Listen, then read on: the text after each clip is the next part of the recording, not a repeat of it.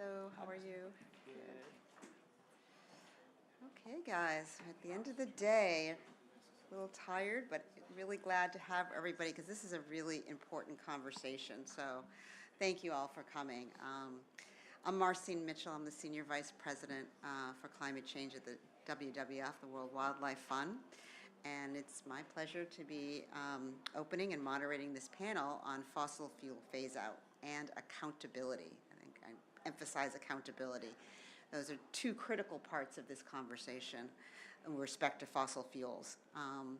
So to put it bluntly, fossil fuels, we've been in this fossil fuel era for the last, 150 years. It's been, both the source of growth for our economies, we need to acknowledge that, but it's also the root of the present climate crisis. And, and the flip side of that, to transition, we must rapidly scale up our use of renewable energy. So we both need to phase out fossil fuels and at the same time scale up renewable energy. And this is a big challenge. So we've been hearing at this COP, though, the good news about the pledges to triple renewables as part of the global stocktake and the response to the global stocktake. Not quite as much enthusiasm for the phase out of fossil fuel emissions, but hopefully our panelists here will speak about how high-level pledges made by national governments need to come to life, and what the private sector can do, as well as local governments, and how we all have to pull together to really make this push. We also have to all of us individually and collectively dispel a lot of the myths that have actually been cultivated by opponents of change. I mean, this is a fuel and an energy source that's throughout all of our lives. This is not an easy transition for any of us, but there are those who really want to slow the progress of the transition, which ultimately makes it more difficult, right? If we could do this in a mannered way, I think we could get there easier. But we will get there one way or the other. We already have a lot of the tools that we need to build a renewable powered future. We just have to overcome opposition, move faster, and of course do this in a way, build a new energy system in a different way that we did the fossil fuel system, with really putting communities at the heart of this. So we're not harming communities, we're not harming nature, we're really having a different paradigm in terms of our relationship with our natural world as we move into this new era. So we are today here to learn examples of how to move forward on this, legal actions, voluntary efforts, and public campaigns that are driving the change. And then also to discuss the lessons that we can apply to make a greater impact and realize that a world without fossil fuels is possible. But before we get started, I want to and introduce my panel. I'd like to play a very quick video from my colleagues at the World Wildlife Fund, setting the stage for this conversation. On that note, can we roll the video?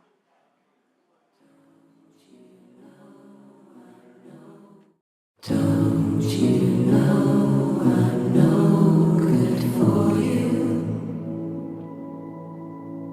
I've learned to lose, you can't afford to. Tore my shirt to stop you bleeding.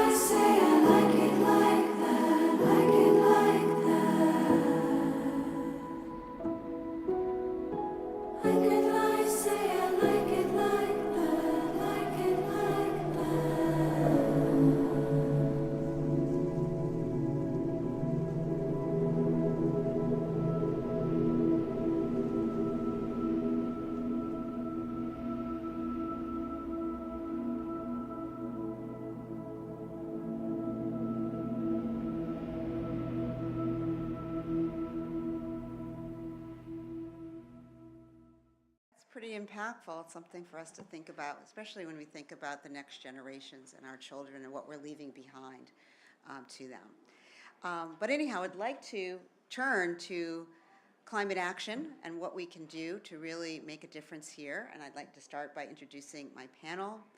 To my right, we have Attorney General Bonta, and thank you so much for joining us, and really looking forward to hearing your remarks. And Attorney, I didn't say from California, so thank you. Next, we have Jonathan Misk, for Director of Oversight and Senior Counsel from the Senate Budget Committee. And then next to him, we have Andrew Krug, who is the Managing Director for Policy for We Mean Business Coalition. And then finally, we have Mayor Mitch Reynolds from La Crosse, Wisconsin. So thank you. Just welcome my panel very much. Thank you. So why don't I start with you, Attorney General? I'm going to sit down next to you. Okay, I'll switch to this. Hopefully you can hear me. So you recently launched one of the most prominent climate lawsuits in the country, taking on the fossil fuel industry to ensure transparency and accountability. Can you please tell our audience more about this lawsuit, why you pursued it, what you're hoping to get out of it, and what benefit it served for Californians and for the rest of the country? Thank you. Well, first of all, good to see everybody. Honored to be here with all of you. Rob Bonta, California Attorney General, and proud to co-host this event with America is All In, and to talk about phase out and accountability. And in short, the action that we filed in on September 15th is a effort, and we believe will be a successful effort to hold the fossil fuel industry accountable for their deception and the harm that they've created through their climate change deception. And it's a case that is the most broad sweeping of its kind in the United States. It is being now brought by the largest geographic entity and largest economy to date in the United States. And I do want to recognize and thank the other states and subdivisions, local jurisdictions, including San Francisco and Oakland and others who have brought suit. And we are teaming up with them as we move forward. We need to hold the fossil fuel industry accountable. And the complaint that we put forth, it's over 100 pages. There are sections of it when you read about what the fossil fuel industry knew, when they knew it, and what they did having known about the extreme weather, the climate change, the global warming that their product causes, will make your blood boil. And we want to hold them accountable for knowing about climate change as early as the 60s and 70s, knowing that it was bad for their bottom line, and then lying to the public. And lying in very sophisticated ways. They put millions of dollars into ad campaigns. They wrote editorials and had advertorials. They created front groups with green-sounding names, like Global Climate Coalition, to carry their water. They commissioned studies to undermine the climate science that they knew to be true and recognized as true internally, but claimed it was inconclusive or uncertain when they talked externally. And so we want them to stop lying. We want them to stop, including the ongoing lies that they've had since then, not just knowing about climate change, but today greenwashing, saying things like natural gas are part of the solution, saying that they're going to be carbon neutral and net zero while they continue to rely on fossil fuels. And so that is one of the things that we're asking for, is for them to stop lying. The other thing we're asking for is and let me back up and say, we have a series of claims. One of them is a public nuisance claim. This will be a little bit lawyer talk. Another one is a natural resources protection claim that is specific to the California Attorney General. We have some deception and false advertising claims, and then we have some products liability claims. But one of the main remedies that we seek is an abatement fund funded by the fossil fuel companies that we've sued. BP and ConocoPhillips, Shell and Chevron, ExxonMobil, and the American Petroleum Institute. And we expect them, should we prevail, and again we believe we will, to put in hundreds of millions of dollars, billions of dollars potentially, into this abatement fund to provide for adaptation and mitigation for the climate change they knew would come, but they lied about. things like clean air centers and cooling centers and water storage and maybe seawalls and other approaches to address climate change. And it's based on a simple belief that the people who created the problem should pay for it. They should not be able to profit endlessly and then externalize all of the adverse outcomes and consequences, the consequences to community, to health, to our future, to our planet, on everyday people, on Californians. Californians are footing the bill while the fossil fuel companies profit. So it is an effort that is sound in law, going through the courts to hold the fossil fuel companies accountable, and we're very excited about it. Great. Well, it's really good to hear, and we'll talk a little bit more about it going forward, because I think it's really interesting and has impact and ramifications for the rest of the country, right? California is a leader in so many things, and so we thank you for your leadership and taking that first step, because sometimes that's what it takes for the rest of us to get the courage to follow. So thank you. Next, I'd like to turn to Jonathan. John? You're working in the Senate Budget Committee. You work for one of the loudest and proudest, I should say, champions for climate action and fossil fuel accountability in the U.S. Senate, Senator Sheldon Whitehouse. Can you talk more about the senator or the committee's priorities when it comes to fossil fuel accountability? I can, and thank you very much. Yes, Jonathan Misk, Senate Budget Committee, Director of Oversight. First, thank you to WWF, America's All In, California, for having me on this panel. It's an honor to speak here with these leaders on the fossil fuel phase-out and accountability space. I'm pleased to talk about what the committee is doing, and I recognize at the outset some of you may be sitting here saying, why the Director of Oversight from the Senate Budget Committee come to speak at a climate change panel, but I promise we'll get there. But maybe I thought I'd take a step back a little bit and just share a little more about what Congress can do and what Congress is doing on this, and specifically then as well talk about our work on this. I think there are kind of three overarching tools I want to focus on that Congress can take into their hands and in this fossil fuel phase-out and accountability that's important, because I think at the end of the day, it's going to be impossible to meet the goals of the Paris Agreement unless we have a measured phase out of fossil fuels, as we're saying. Now, Attorney General Bonta talked a little bit about the suit that California filed. He'll also be very familiar with similar suits in San Mateo County, Marin County, holding fossil fuel companies accountable for this decades-long campaign of deception that he spoke on. Now, individual senators and members of Congress can file amicus briefs in cases like this that support the position of the lawsuit, of the petitioner, that can also lend context to specific issues or claims that are made by other third parties filing amicus briefs in these suits that may not be entirely truthful. And it's very important to lend that kind of context to these suits as they go forward. Senator Whitehouse and others have done this extensively in cases like that. The second thing I want to talk about, of course, is legislation. I think most people see Congress as the premier legislative body, obviously, and that's obviously a tool that Congress can use. Now, legislation, first to create the economic conditions that move us away from fossil fuels. Taxes on polluters, methane limits, curbing financial sector support for fossil fuels. There are tons of other panels that will talk more about those kind of substantive legislation, so I'll stay away from that. But I'd also note that no energy transition is going to be complete without accountability and transparency moving forward, not just for the fossil fuel industry itself, but also for political spending more generally. You talked, for example, Attorney General, about kind of the front groups and the dark money that we see pouring in. It's something that Senator Whitehouse talks about a lot. It's one of the reasons why he has introduced the Disclose Act. So that's one example, for example, that'll combat the use of dark money in elections, which in turn will help curb politically motivated support for the fossil fuel industry in Congress. Some other examples of legislation, I want to highlight Senator Padilla's bill.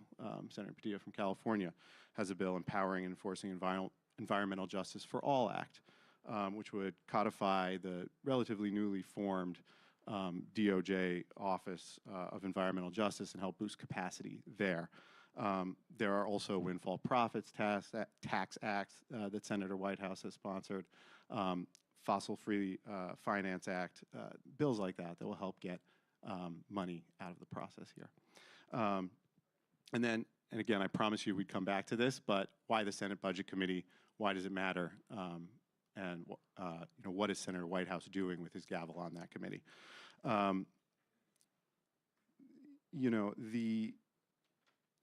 the beginning of this Congress, Senator Whitehouse made very clear that he wanted to highlight not just the environmental impacts of climate change, but also the potential economic repercussions of growing climate change and the cascading impacts that it can have on the U.S. economy. And we have had a series of hearings starting at the beginning of the year focused on those impacts. And we've heard from central bankers, we heard from insurance executives, we heard from others in the space. In addition to that, in that context, our oversight work on that committee has also focused on holding accountable the fossil fuel industry and related industries that continue the crisis. So, for example, one thing I want to point out is we've launched recently a series of investigations into insurance companies that you can read about more online. These will ask the insurance companies kind of, what are you doing to assess catastrophic climate risk when you choose to underwrite and invest in new and expanded fossil fuel projects? That's important to understand, especially as those same insurance companies, as you know in your state and others, are pulling out of markets at an alarming rate, which we've heard from witnesses at those hearings can talk about, hey, we're setting up another 2008 financial crisis, but in the climate insurance context. And then the last thing I just want to quickly highlight is, of course, last year in Congress, in the last Congress, the House Oversight Committee, along with its Environment Subcommittee, led by Representative Khanna from California, led an investigation into the greenwashing by large fossil fuel companies. They released hundreds of documents and 2 reports on that. And that work remains ongoing, and it's something that Senator Whitehouse is very supportive of. So I'm happy to answer more questions, but I'm going to stop there. Thank you so much. That was really great. We can go back and talk about some of these things in more depth. I'd like to invite Andrew Prague of We Mean Business to share with us. We Mean Business, a coalition of businesses, has a new Fossil to Clean campaign. So I'd love to hear about how you came up with this, what you hope to achieve with that, and what kind of response and reception are you getting from the business community? Sure. So thank you very much. A real pleasure to be here. So maybe just a word on what the We Mean Business Coalition is, because it's quite a strange title and people maybe haven't heard of it, and it's definitely international. We work a bit in the US, but certainly international. So we're actually an NGO, but working with the world's most influential businesses through a number of our partner business organizations to just drive more action on climate change, to really carve out the most progressive end of the business sector and to get their voice heard in policymaking circles, including here at the UN, but also G20, G7, including also domestically in country capitals, just to speak louder than the negative lobbying and to really show that business wants this transition. So in the US, we work with our partner Ceres, and in fact, they'll be here, and we're very much looking forward to doing some events with Senator Whitehouse later this week, next week, sometime during the COP. But yeah, whatever day it is. So that's our coalition. And what we realized last year coming out of COP27 was that, firstly, it's incredible that this COP process hasn't really put its finger on the fossil fuel question yet after all these years, and that it's very well put in the video earlier that the main cause of climate change is fossil fuel burning. And yet we saw that start to change last year with, I think it was at the end about 70 countries getting behind India's call that the tech should be about phasing out all fossil fuels and not just coal. So we said, well, there's an opportunity here. Something's changed. It's India calling for this. It's backed by 70 countries. Let's get business to add to that and to add a voice and to really try and move things at COP28. So we grew this campaign, really focusing for now on the demand side. So we realized we're not going to get fossil fuel companies to sign up right away for the end of fossil fuels. But what we say, if we can build a demand signal, get big energy purchasers and users to say, we want to phase out fossil fuels, we're going to do it, and we need governments to step up to provide the framework and to provide the alternatives. Then in time, we'll see the finance follow, and then we'll see that demand signal translate onto the supply side. So we've come here with now more than 200 companies, large and small, and from all around the world, signed up to this campaign. About $1.5 trillion in revenue represented by them. And they are really trying to push governments to get a clear signal on fossil fuel phase out at this COP. Recognizing that the progress we've seen already, this big pledge that was announced yesterday about tripling renewables and doubling energy efficiency is fantastic, and that's great progress, but the statistics show that it's not enough. We've seen this amazing clean energy growth over the last few years, but fossil fuels are stubbornly there in the economy. It's been like 4/5 of energy demand for decades, and that's starting to come down, but far too slowly. So our point is, yes, let's push for renewables and energy efficiency, but we have to keep the spotlight on phasing out fossil fuels as well. And we're trying to move that by getting this demand signal. And just quickly, the second part of your question, what reaction have we been getting? So really positive from the business community, and really interestingly from all kind of different sectors. But what's been very encouraging for me, I lead the policy team at We Mean Business and trying to get this voice into policy circles, is that here in the COP, governments are coming to us and saying, this is excellent. This is what we need to see to help to get negotiations moving. And actually, we were just in an event this afternoon with the UN Secretary General, Mr. Guterres, and my boss, Maria Mendelus. We got to speak in front of him and talk about this campaign. And Lawrence Tubiana was there, one of the architects of the Paris Agreement. He said, this is fantastic. This is what we need. So it's very encouraging, and it's all about demand signal for now, and then the supply can follow. Great, thank you so much.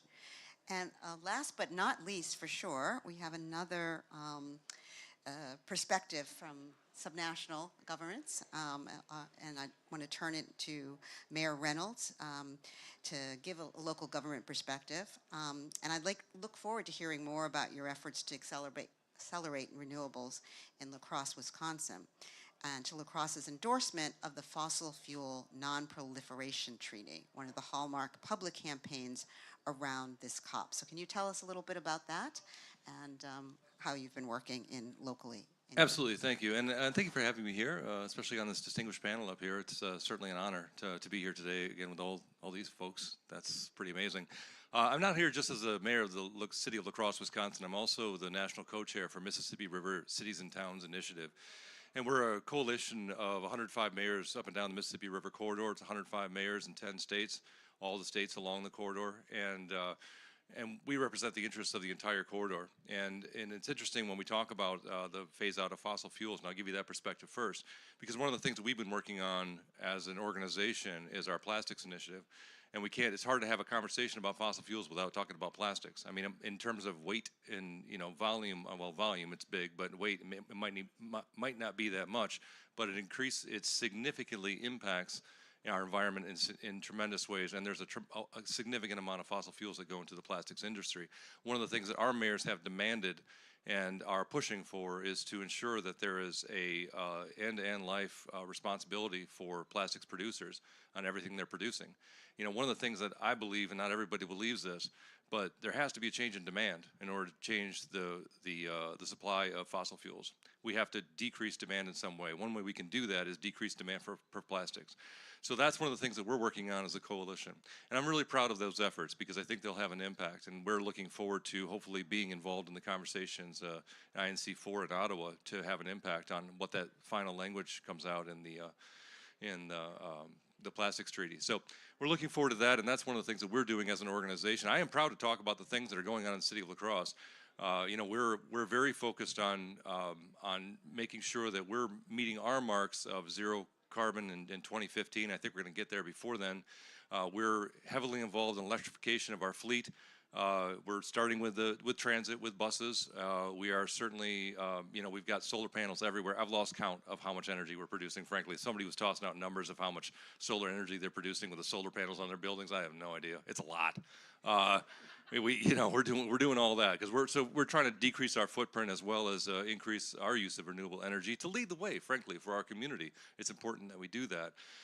We're also, one of the things that, and we're not innovating in this, we're doing something that others have already done, but taking our wastewater treatment plant off the grid is a significant thing. I mean, wastewater treatment plants and oftentimes are the biggest hogs of energy in a community, and ours is no different. And so our biggest public works program in the history of the city of La Crosse. We're finishing up in April, and the renovations to our public waste, our wastewater treatment plant, will utilize all the methane from the biodigestion process and use that to power power generators, which will then completely remove the wastewater treatment plant from the grid, and it'll be self-contained.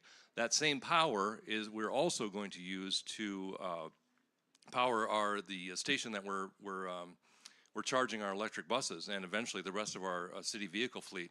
So I call it poop to power, but that's essentially what we're doing. You're using biodigestion to power our electric buses, and we're not done with that yet, and we're in the phases where we're doing the engineering, but that's the vision, that's the goal, and I think that's definitely part of the solution. And it's an obvious thing, it's an obvious process. It helps eliminate some of the methane that would otherwise be released as well. So we're very proud of that, and I think that I would be remiss in saying that one of the things that we have to do, and I can talk about our renewable efforts for a while, but one of the things that we have to do in terms of local governments, and I'm glad that the Attorney General is suing the oil companies, and I'm glad that we're looking at federal legislation to hold them accountable, and I'm really glad that we're encouraging businesses to work and to phase out fossil fuels, but we have got to have an appetite for actually regulating how we live, frankly.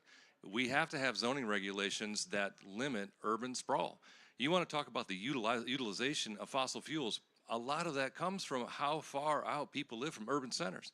If people live in my city, their footprint, their collective or their individual carbon footprint is so much smaller than if they live out in the hinterlands and they drive in 50 miles each way to go to work. It is just remarkable how much less energy they use and how much less concrete we're using to build roads.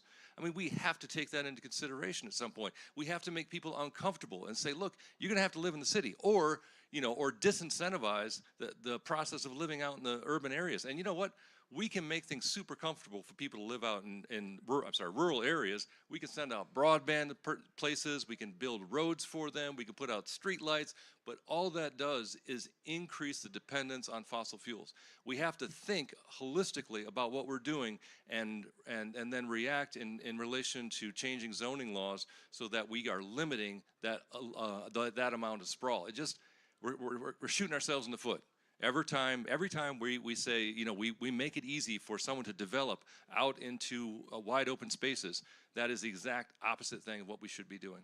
I can stop there. I got a lot more to say, but I'll let it go, and I'll answer questions later. Thank you.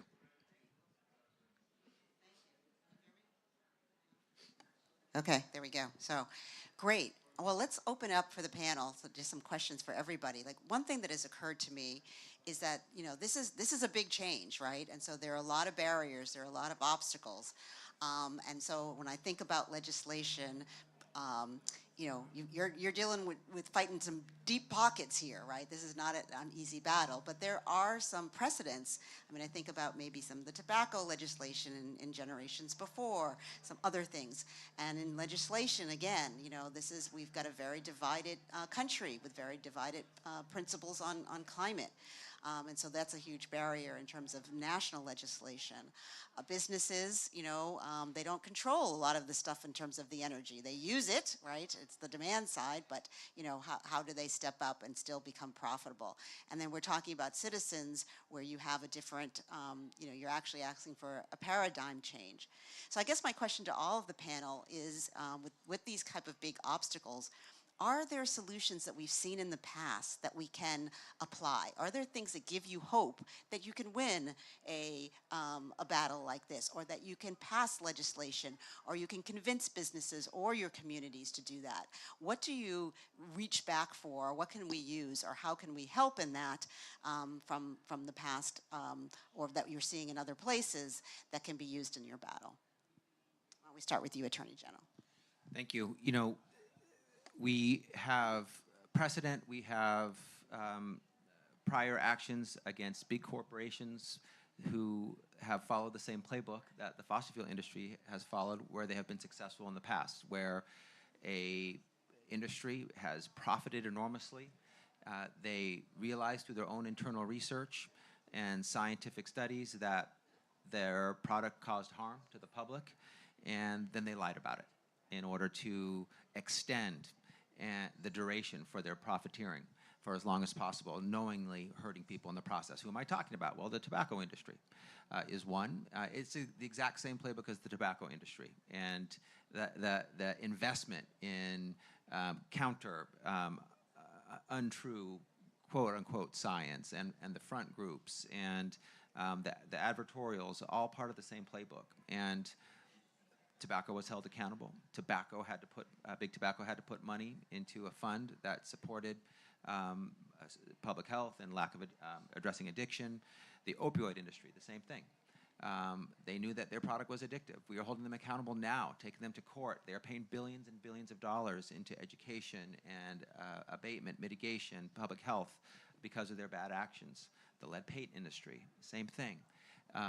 We have a case against the tech industry, which we believe they're following the same bad actor pattern, and we're seeking some of the same remedies. So this is new in its application to the fossil fuel industry, but it is a set of claims that have achieved outcomes. Many of them, they're not the exact same claims, in the past. And so this practice of going to court through litigation, seeking justice, holding a bad actor accountable for knowingly harming the public, lying about it, and making them pay for their harm, that is not new. And so that is one source among others that gives us hope and confidence in the efficacy of our action. Great, that's a wonderful answer. Anyone else want to jump in on this issue of why you find hope, where you've seen other similar situations where you've been able to prevail either through campaigns or through legislation or through paradigm shifts? Well, I can jump in here. One of the things that I've been inspired by is the being around at this conference, frankly, at hearing stories about how people are, how others around in local governments and other places are making rapid advances in adopting renewable energy efforts and engaging their communities in other ways to phase themselves out of fossil fuels. So that's been thrilling. And, I think that that's one of the things that is so compelling about having a focus on local or subnational governments here at this COP is that, we really are seeing the people that are making changes, that are getting things done every day on the local level. And we are amplifying that to the world. And I think that's inspiring, and I see some hope in that. But I want to add one, by the way, the plastic recycling nonsense. I don't know if y'all remember. Some of y'all weren't old enough to remember when plastic bottles your Pepsi started coming in plastic bottles in 1978. Shortly after that, the plastics producers realized that we couldn't actually recycle plastics, and so they made up some nonsense about how we could recycle plastics, and so instead, we've got just rivers full of plastics and oceans full of plastics. So that's one more. So if you want to sue them, you should. I would highly recommend. We have a major investigation on that very issue into ExxonMobil for creating the myth of recycling and fueling the global plastics pollution crisis. And so investigations may well lead to litigation. Were you supposed to say that just now, or what? I mean, is that okay, or you didn't divulge that in front of the world or anything? I'll check with my staff afterwards. Okay, But he's okay. It's too late to take it back. The investigation's public. Andrew? Can I just come in quickly on that question as well with a different take, which is what happens when you look at the rates of technological change and uptake of technologies that we're now seeing is where I find a lot of hope that if you look back at the great technology shifts we've seen over the last 200 years, if it's the introduction of the motor car, is it's the introduction of like microwave ovens or washing machines, they follow this kind of S-curve. It starts slowly and suddenly go up to about 80% and then it tears off. And now if you look at what's happening with renewable energy technologies, with energy storage, with batteries, you plot those S-curves onto what we've seen in the past, it's the same kind of rates of change. So that really shows that once the costs come down as they are, you start getting over these tipping points where things get rapidly accelerating. And then that combined with the kind of power of public opinion that gets behind these kind of issues as we've seen in the big social changes in the past, then things can really change. And actually, even in these negotiations, which can seem so difficult, these 190 countries fighting over these commas and full stops and stuff, but the fact that in the Paris Agreement we have this mention of efforts towards 1.5 degrees, that was considered way out of the possibility of what could go in the agreement about 3 days before the end of that conference. And through the power of countries coming together and pushing for it and trading off and getting the right result, it was in there. So that gives me hope even for this very painful negotiation process. Jonathan? Just one very quick addition to this that I guess I'll say I find some hope in looking at, this is very specific to the U.S. kind of political discourse angle of things, but I see some hope in looking at what was happening in U.S. politics on climate policy before something changed. And I don't want to definitively say that it was Citizens United, but I think that that probably has something to do with it, and I think we should look a little bit more about that. And that goes to the dark money point that we've been talking about a lot.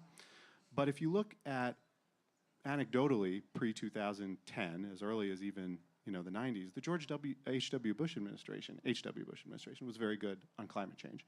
Some see John McCain as a leader on the Republican side on climate change during his presidential campaign. This is something my boss talks about, so it's not just me saying this. But, and then you see the money enter the political landscape, and things seem to change. And now we're hearing from some folks publicly speaking in documentaries about former U.S. Republican senators saying they felt misled by the fossil fuel industry and that they would have acted differently if they weren't, misled.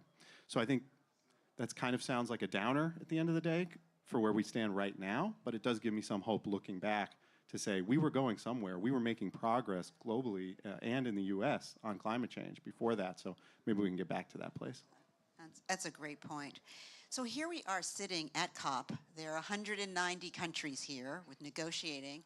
So what policies, what would you ask of these 190 negotiators? They're focused on this global stocktake, which has said that we need to phase out of fossil fuels. What are you hoping to see come out of COP28 in regards to this fossil fuel phase out? And what would be the ask to these negotiators at the table, if you could talk to them? Anybody, anyone can take that. Can start. We do talk to them soon. So yeah, getting this clear signal on fossil fuel phase out into this global stocktake outcome decision has sort of crystallized as the key ask, alongside formalizing the pledges and the declarations that we've seen so far. So it's these quick wins we've seen in the first couple of days of this conference on the energy side. So this energy pledge with renewable energy and energy efficiency it's great to have a declaration, but that has to be brought into a formal decision in the negotiations and then backed up with this strong language on fossil fuels. And we've got to be very careful that it's not just getting the word fossil fuel in there at all costs, because if we lock in some weak language with too many qualifiers about sort of room for interpretation, room for countries to not pursue a real signal for the end of fossil fuels, then that could be dangerous. So it's really pursuing a clear, strong language for phase out of fossil fuels. Unabated fossil fuels if it has to be, as long as that word is then clearly defined, and we've been working on how to put text around that definition of that term as well. But I won't get into that now because it gets a bit technical. But so that there are many other things, but if there's number one, it's that. Any other thoughts in terms of the policy coming out of this and out of this COP in terms of fossil fuel phase out? I think that, and I have to admit, I'm a local government guy, so sometimes this larger concepts related to the COP and negotiations may be a little above me. But I would like there to be a humanistic view, or a view through which we look at fossil fuels. So in other words, we can't just consider the phase out of fossil fuels. We have to really identify from a human standpoint, or humans, I'll go humans, but I mean all living things. From all living things standpoint, why is that? What's the exigence? Why is that important? And then firmly establish that in whatever agreement that we have, so that there is that ongoing urgency. So it's not just us talking about that. It's not just WWF talking about that. It's not just We Mean Business talking about that.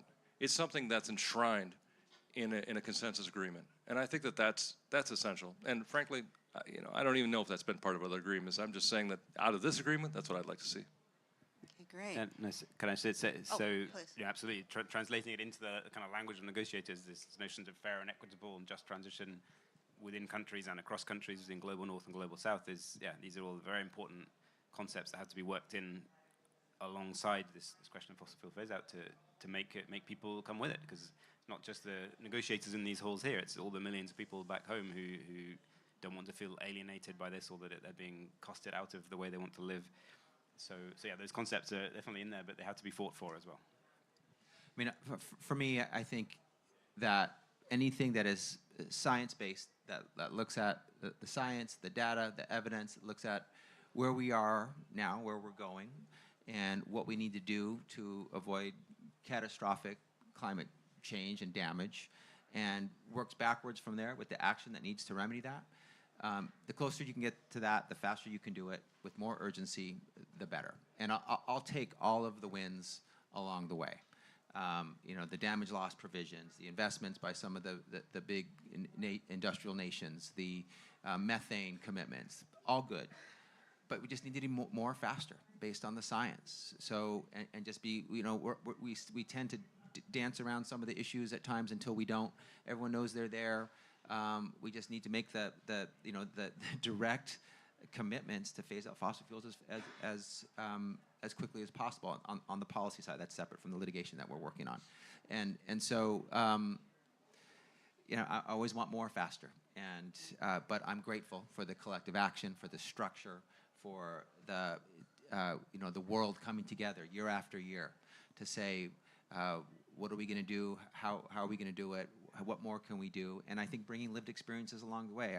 I was just talking to some leaders who were saying that 5 years ago, people came to COP and it was more theoretical, and now it's lived. They're coming back and saying, we've lost our homes, our health is deteriorating. The human experiences. They're bringing those lived human experiences into the policy. And it's bad that their lived human experiences are ones of devastation and harm and pain, but it also is driving more action faster. And we need that action faster. If I could pivot just a little bit from your question, it's not the 190 plus negotiators that we're hoping to see something from. I want to focus on another party, that's the UN and the UNFCCC. And in this discussion about accountability, I think we also have to talk about transparency, because I think that's very key to this process. And what I'm getting at here is at COP27, I believe, there was 656 lobbyists from the fossil fuel industry. That was a 25% increase over the COP before that. We don't know what it's going to be this year yet. We'll see. But in May, my boss led a transatlantic letter with 130 members of Congress and the European Parliament, urging the UNFCCC to adopt, as a ticket to entry, a requirement that parties submit an audited climate policy influencing statement. That is a key, we think, piece that's going to lead to more accountability and more transparency. We were pleased to see that the UNFCCC in the lead up here following that letter did in fact this year require participants to disclose their quote-unquote affiliations. It's a small first step. More needs to still be done, but we're also pleased to see that the UNFCCC set up a consultation on net zero accountability and framework process that's ongoing now, and hopefully we'll be releasing something during this COP. So we're hopeful to see that perhaps there'll be more movement on this transparency piece as well. Okay, great. Let's shift a little bit from the negotiators and the countries to the fossil fuel companies themselves. So I guess my question is, what is your perspective? Are they monolithic? Is there a role for the fossil fuels? Is the only approach at this point a stick? Or are there any carrots? I mean, one of the things to think about with the fossil fuels is these guys control a whole lot of capital that could be wonderfully used, and a whole lot of expertise, right, to be wonderfully used in the renewable energy transition. I mean, you think about, for example, maybe offshore wind, where their skills in terms of offshore oil, drilling, et cetera, are fairly similar to what you'd need to really build out quickly an offshore wind industry. But do you feel like there are any carrots or any economic, incentives to actually have these guys at the table, to actually have these guys honestly participate, and I emphasize the word honestly, in the transition? I mean, I can only think off the top of my head of one company, I think that's Ørsted, that was a Danish company, right? That was an oil and gas company and turned into a renewable energy company. But is there any possibilities of that? Or do you feel like it's at this point, the trust is gone and there's only the stick, and that there's still not ability to do the carrot, or to actually get them to voluntarily transition?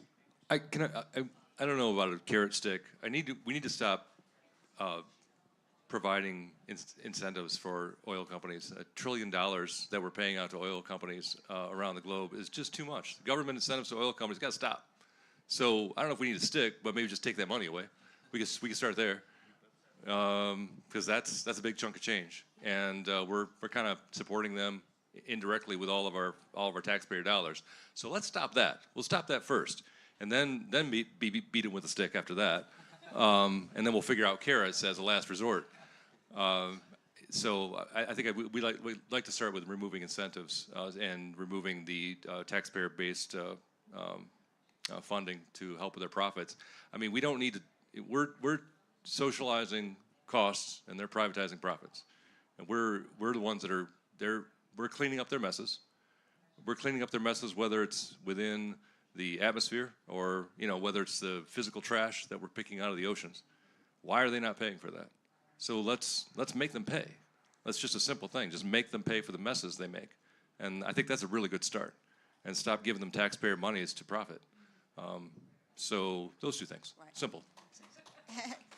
So I hear you. But I guess my question really is there a role for them? Is there a possibility for them in the energy transition? Is there a way?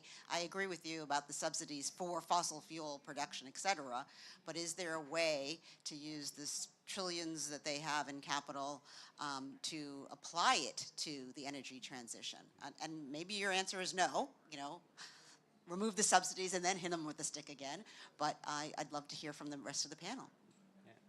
I can speak a bit to that. For that, I certainly agree on the subsidies point, and it's interesting in Europe and in my country of origin, the UK, that the last couple of years with the energy crisis there and protecting the cost of living and putting consumption fossil fuel subsidies in place, and then seeing the oil and gas companies take the windfall profits, it's like, well, something's wrong there.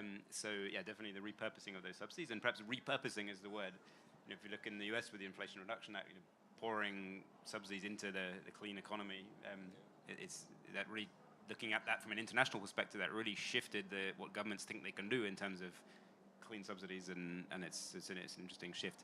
But a very interesting question on is there a role in there? And my view is it's a very heterogeneous industry.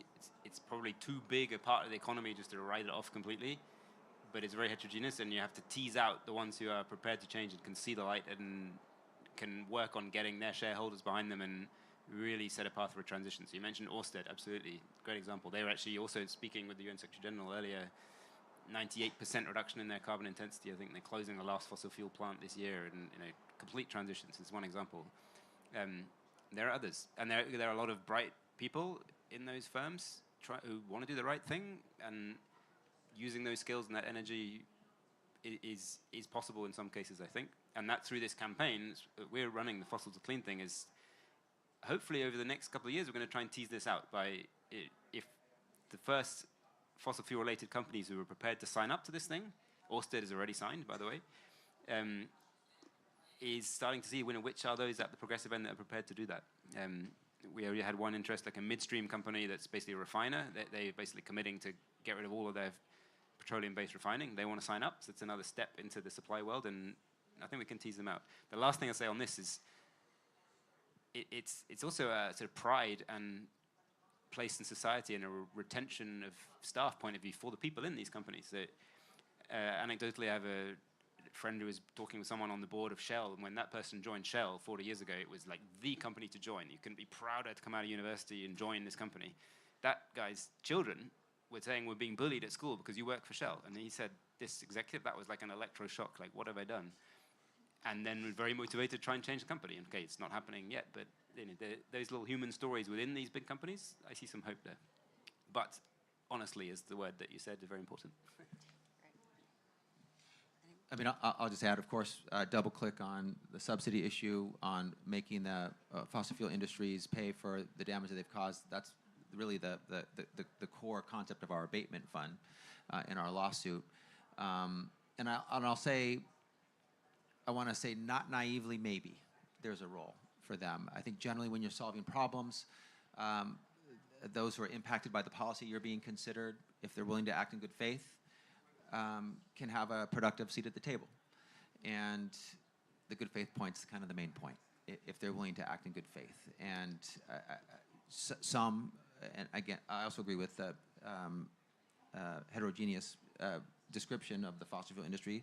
The ones that we've been dealing with in our lawsuit, we've sued them because they are the worst actors when it comes to lying and deception and fraud and knowingly causing harm and lying about it to the people. So that's a tougher group than maybe those who are more visionary, who realize that they are more energy companies than fossil fuel companies, and that could be different types of energy at different times, including weaning away from fossil fuel and then moving towards clean energy. Maybe there's a role for them, and it's not a bad idea as a strategy to sort of divide and conquer and have some fossil fuel industries move towards clean energy and show that that's possible and that they can be successful, and maybe that will create momentum for others to do the same. So I think there could be a role, but I think we can't be naive.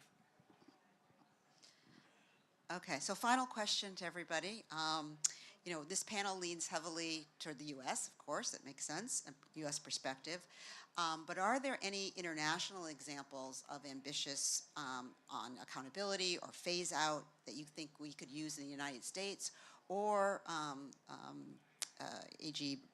Bonta, do you think the California's model of climate legislation is something that can be exported to other states? So this is kind of the acceleration, the scale, how do we move faster? I mean, instead of having, you know, can we use things that, again, have been happened before internationally or in the United States? Are there other examples in California or other places that you think, yeah, this will really move the needle faster? Anybody have any thoughts on that? I come from an international perspective, so on the government side of things, you know, there are governments getting together and committing to much stronger things. So we have the thing called the Beyond Oil and Gas Alliance, BOGA, group of countries, national governments, some of them quite big countries, coming together and making a commitment between them to collectively phase out their fossil fuel production and encourage others to do so. And then you have this thing which started way out on the fringe and is gradually becoming more mainstream, called the Non-Fossil Fuel Proliferation Treaty, building on the model of the Nuclear Non-Proliferation Treaty. And it was really fringe just a few years ago. Now that, you know, they have 10 countries signed up, and that's moving. So, you know, from the government side, there's that. And then, yeah, they're looking for the inspirational cases in the private sector. You know, the Orsted example and others like that, to see where companies are really taking the lead. Then I guess the third prong of that is then what the actual policies by governments, what they can put in place. You know, we now see the EU is right now negotiating amongst the member countries for what their target's going to be for 2040, and it's the figure of 90% is looking not unlikely, and that, you know, that's now seemed normal when you think about it. That's, you know, 90% reduction in CO2 from the economy is obvious implications for fossil fuels, and that's, you know, that's working its way towards being a European-wide agreement. So yeah, there are signs of hope there as well. Great, and please, we're at the end of our time, so if you What, want really to add quickly, but also last comments if you want to say okay, something. well, I'll just stick with the thing, the first part about signs, things that happen other places. I'll stick with plastics. There are significant regulations in plastics in other countries, and you know, one of the things that we've done is, at MRCTI, is identify where those places are and what we should adopt, you know, frankly, globally. So I think that there are hopes that we can help curtail the demand for at least plastics, which is one little thing, but it's a thing. Last comment, I really appreciate, again, the opportunity to speak here today. I do have hope that this is possible, that fossil fuel phase out is possible, because we can see how it can be done, and there's multiple different ways that you've heard here where we're addressing it from many different angles. So I do have a lot of hope that this actually can be achieved. Thanks. I'll just say on the kind of international question, you know, this is a narrow example on the insurance context, but it's on my brain because I mentioned as we're we're proceeding with our investigation here now on the Budget Committee.